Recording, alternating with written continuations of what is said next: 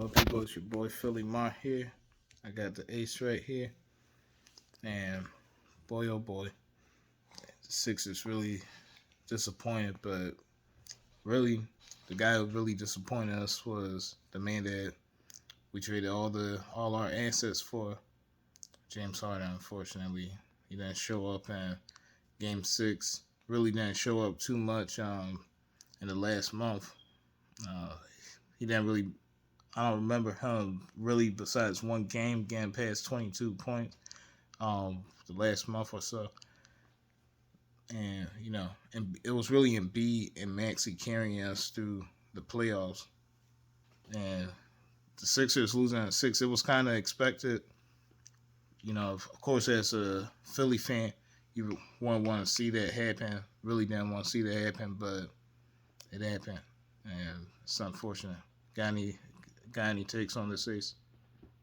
Well, I would say that, I predicted the Heat in 6, but at the same time, rooting for the Sixers, I was hoping that they would prove me wrong, and they didn't.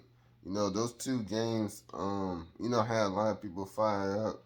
For me, and then I was excited, but like I said, I predicted them to win 6, so that mean predicted the Heat in 6, so that mean I predicted that the Sixers would get 2 wins. So if they got to 3 wins, that's when I would have been like, I might be wrong, but they didn't. So that's the way they played in Game 5 was, that's how I knew it definitely was they was gonna lose tonight. And Jimmy Butler, it was too bad the Sixers didn't get to keep him, but James Harden was very disappointed. He started off good and then disappeared. And 11 points. I get that. He's new to the team still. Still, some may say, but at some point, you're a superstar. You gotta play like one. At this point in his career, I think he is too much experience to have excuses on why he's still choking in big moments. This is what they got him for. They didn't get him for next season to do well. They got him for this season to make a run.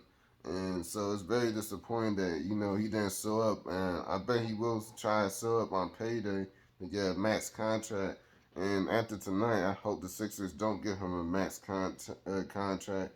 I really hope they don't give him a contract at all after the way he, then so tonight, there was a time for a 30-point game like he had in Game 3, but or was it Game 4?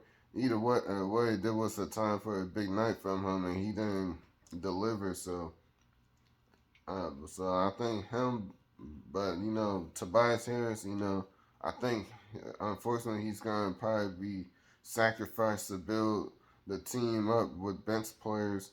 But because of his contract, you can't sign anybody with the contract he has. But he played really good the playoffs. I was waiting for him to choke in the second round like he did the last 2 seasons, but he didn't. He actually plays pretty solid, but it wasn't good enough because he was giving it his all every night, him and Maxey, but everybody else, they wasn't giving the effort. And Maxey really struggled the first half of every game. It took him a while to get going, and you can't have it like that. Harden only plays hard in the first half. Maxey only plays hard in the second half. It's no type of balance. Yeah, and I respect the effort that Maxey put in the playoffs for a young guy his age, early 20s, and especially the fact that he put in the second half of this game, trying playing his hardest, showing that Philly effort. But really, at the end of the day, you got James Harden. You traded all your assets away to get a superstar caliber player for a win now situation this season, but it didn't transpire. Especially if Embiid, he's playing through injuries constantly. You can't expect him to do it by himself, especially when you got another superstar with him. The triple doubles and are nice and pretty and all, but the stats they don't always show the full picture. But that'll end this video for now. Philly Mar, Ace fan, I'm out.